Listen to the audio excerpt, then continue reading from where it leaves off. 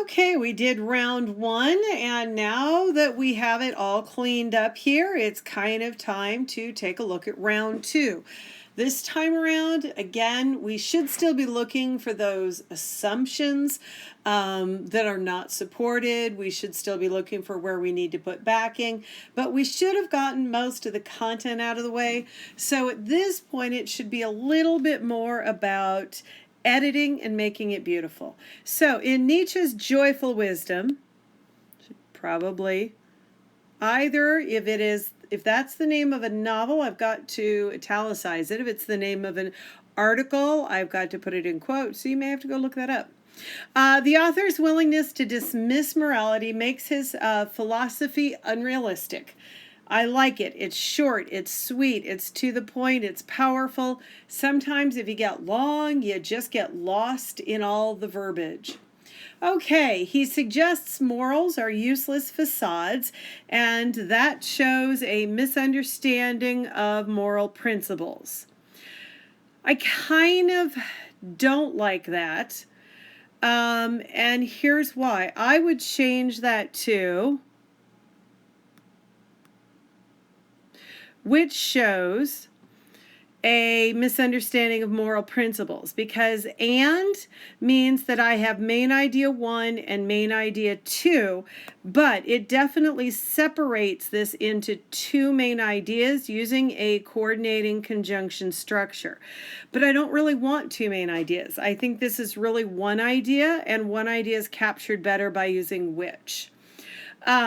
When he describes his opposition to charity, ding, ding, ding, what's the problem? Yeah, we got a DC up here.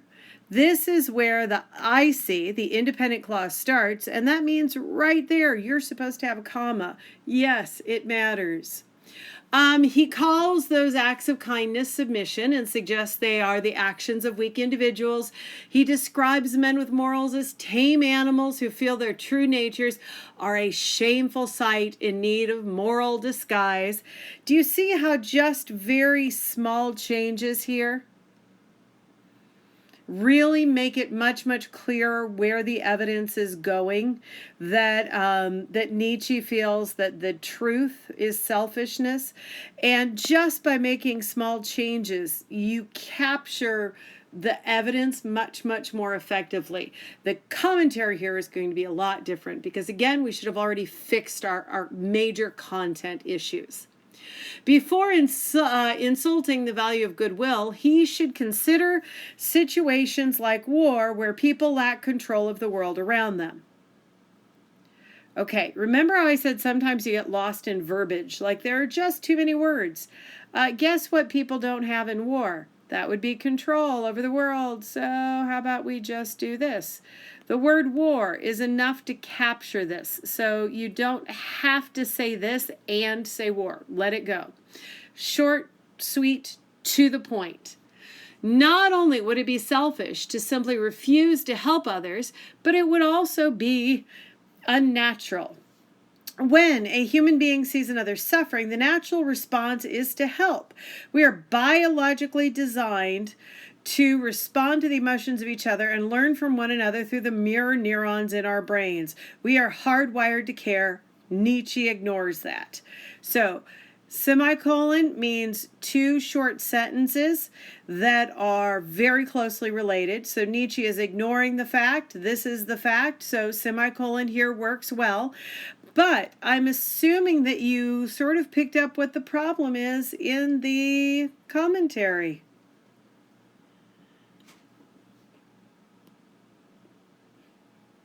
Yeah, because your readers are just automatically going to say, sure, I know what a mirror neuron is. When you include something, and in this case, I think mirror neurons does provide really good elaboration commentary. That is where you elaborate on facts from real life, and you pull real life in order to elaborate on why these facts are either true or false. Why you have to elaborate.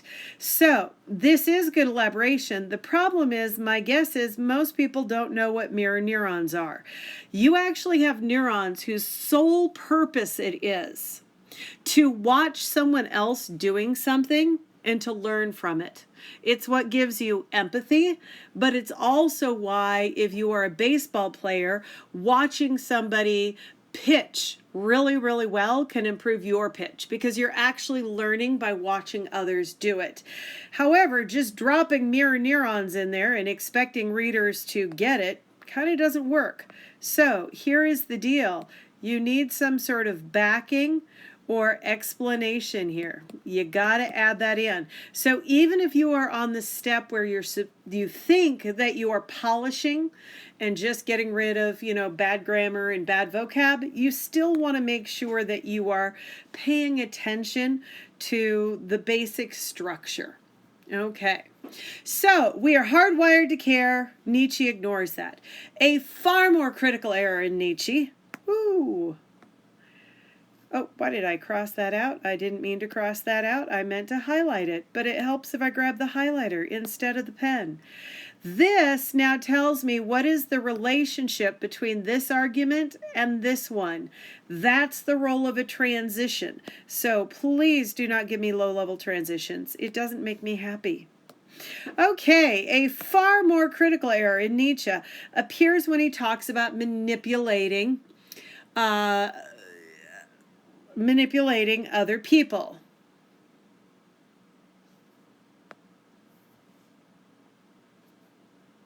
Okay, you probably shouldn't do that. Okay, where does it appear? Well, first of all, he's not actually talking, so that's a little awkward. Where does it appear? A far more critical error in Nietzsche appears... Maybe we're going to go with in his discussion of manipulating other people. Okay? And we're going to have to put some words in there. But you don't want to have talks and talks. Nietzsche constantly talks about, okay, number one, that's not true. He talks about a lot of things, so you can't say constantly. Second, all these adverbs, these ly words, 9 times out of 10, your writing is stronger if you just kill it. Nietzsche talks about when the stronger one assimilates the other, and this shows that Nietzsche has strayed away from human morals and has created erroneous ideas. Okay, that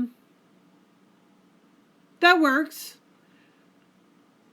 I kind of don't like the straying away, but we can go with it. We can say that that's the student's voice. Okay, let's go with the next one. Humans are designed with benevolence. However, so getting some higher level structures, although a conjunctive adverb, honestly, conjunctive adverbs are common enough. You should just be using them. But I have a bigger problem in this section. Do y'all know what the big problem is in this section?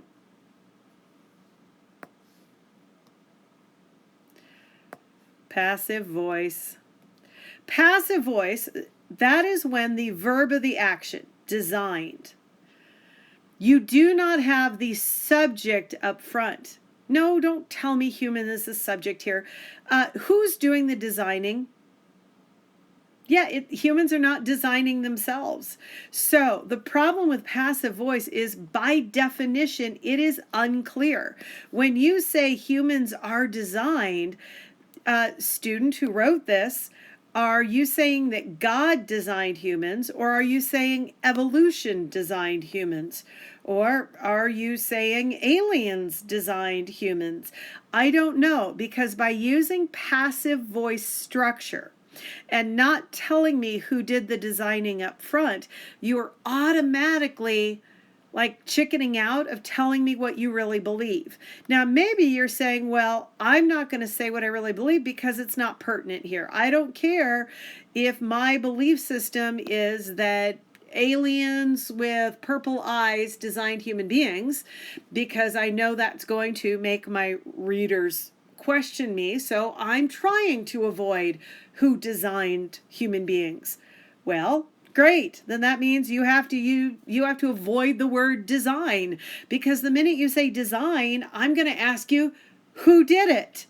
So we have to change it around. Instead of making humans the subject, because they aren't, what's the real subject here? Benevolence. Benevolence. is natural.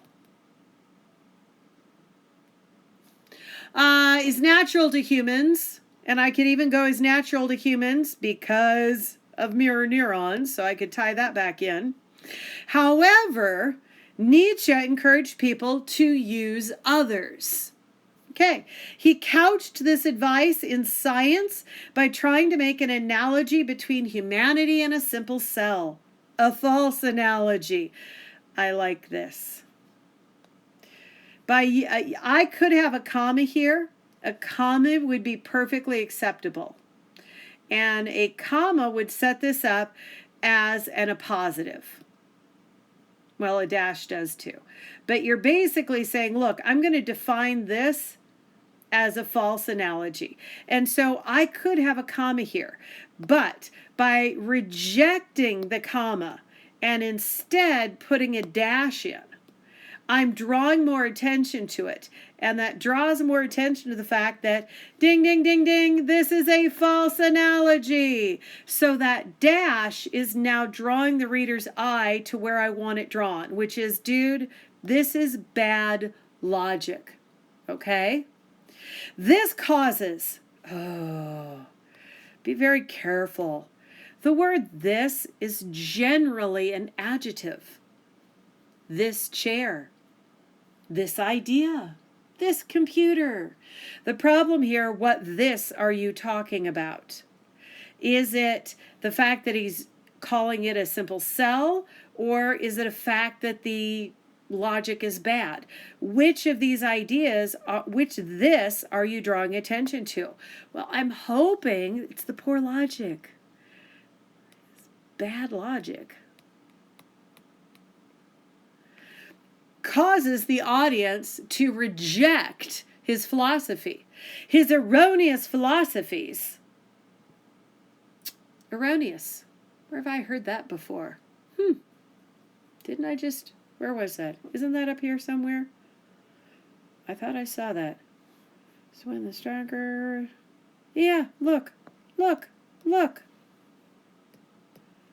That's no longer good vocab.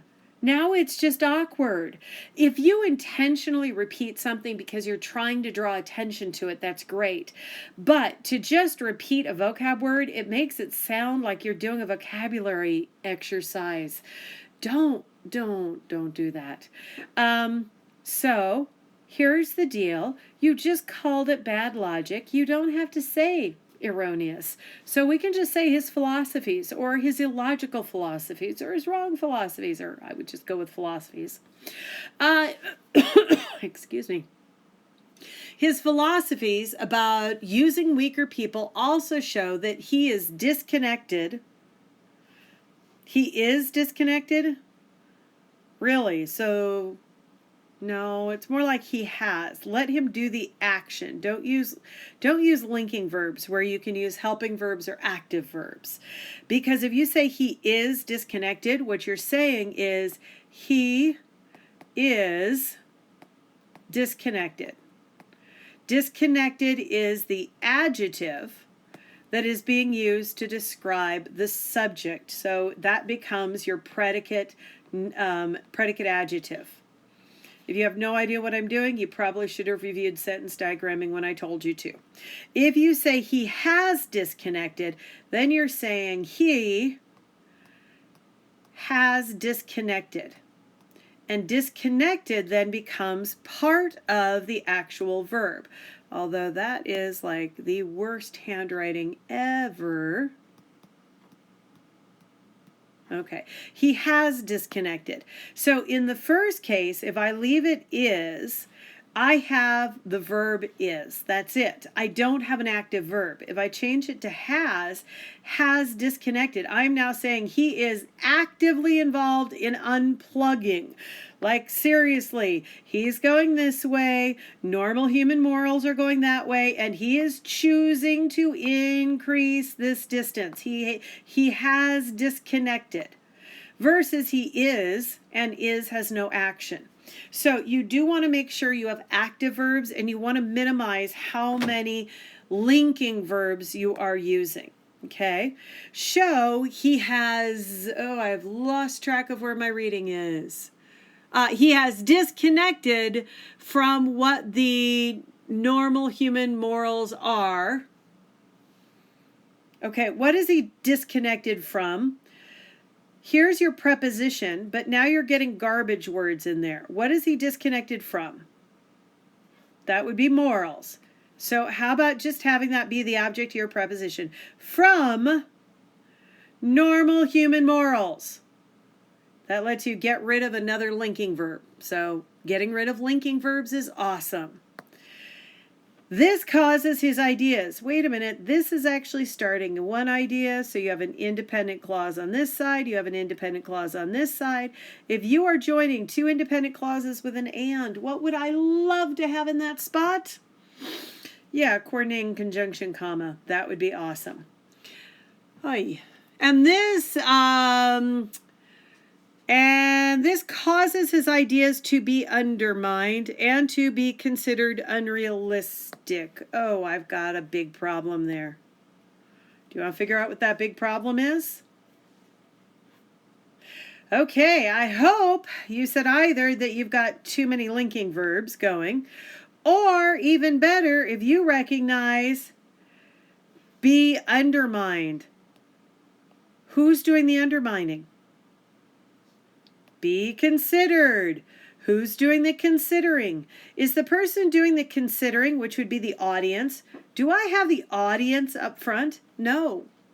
If I do not have the person doing the action in front of the action, that is called passive voice. So I really hope that you spotted that this is passive voice, and I have got to get rid of it. So, okay.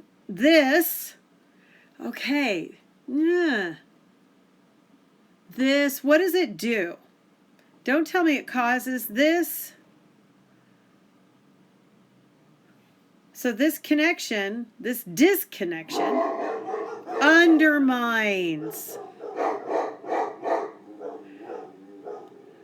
Undermines what? His ideas.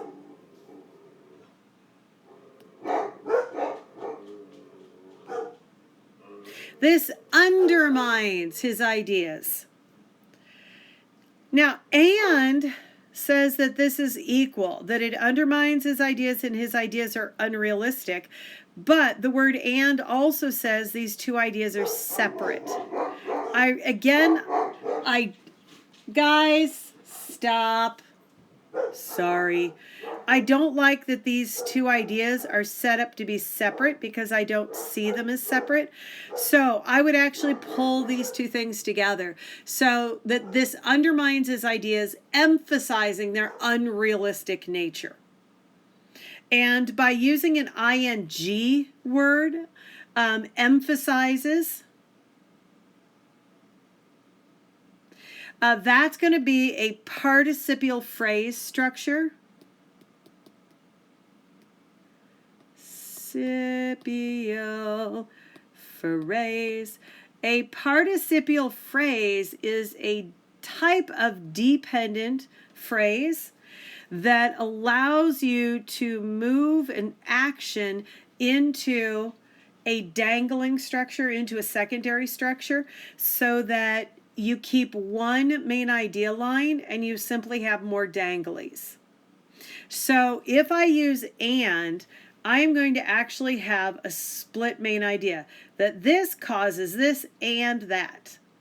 If I use an ing, if I go with emphasizing, what that does instead is it says I have one main idea and that main idea emphasizes, turns it into a dangly, which is why if I want to keep two ideas together, if I don't actually have two separate ideas, but I am trying to emphasize that these ideas are closely related, I would tend to go with an ing. I would tend to go with emphasizing, and I would tend to go with an ing structure to keep those two ideas together.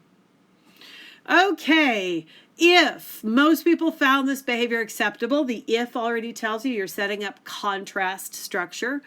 Then after a disaster, I would actually say after every disaster, People would flock to an area to loot and kill instead of reacting in not a more common way, the far more common way, by raising money for victims and donating goods. And again, that dash draws emphasis to that this is important, that this is reality, not poor, sad, pessimistic little Nietzsche.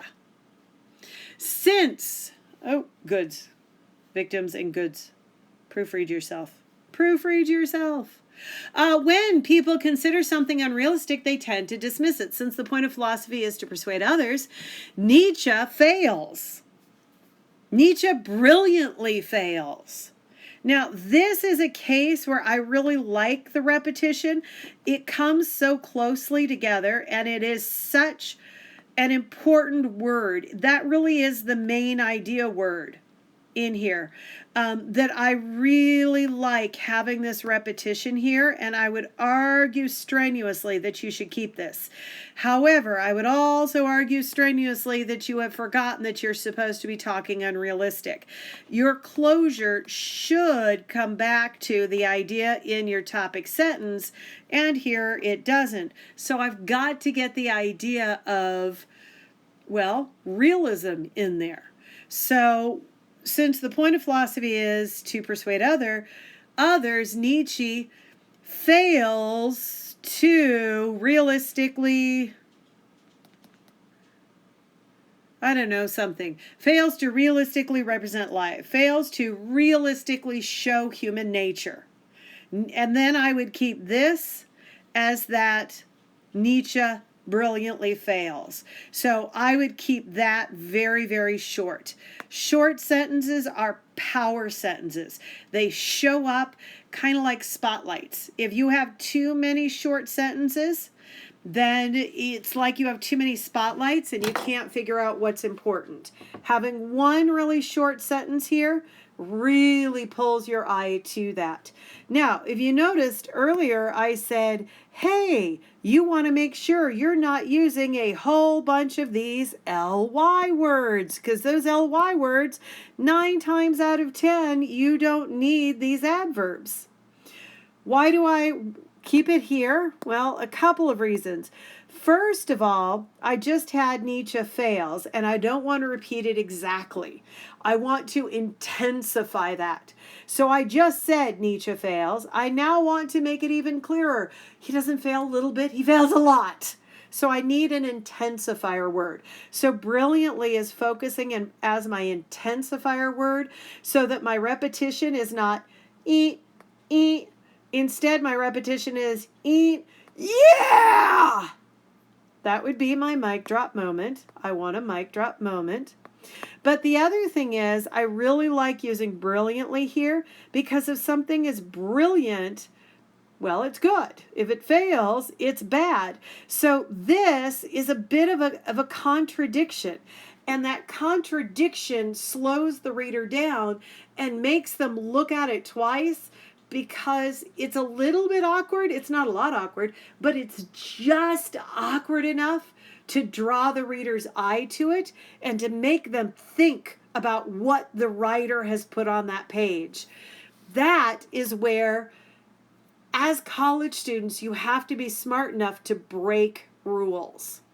So that is how I would futz it up to make the style better. If I'm looking at the diction, which means word choice, and syntax, sentence structure, these are the changes I would go for. So you now have to do 2 things. You have to go look at the grade you got on your paper, and you need to do a self-evaluation. Looking at these 2 edits that we did, look at what grade you got and why you got it. If you really can't figure it out looking at the rubric, ask classmates, ask me, but I need you to go into your portfolio and I need you to do a self-evaluation of your paragraph as it is right now. You then need to go and make that paragraph beautiful.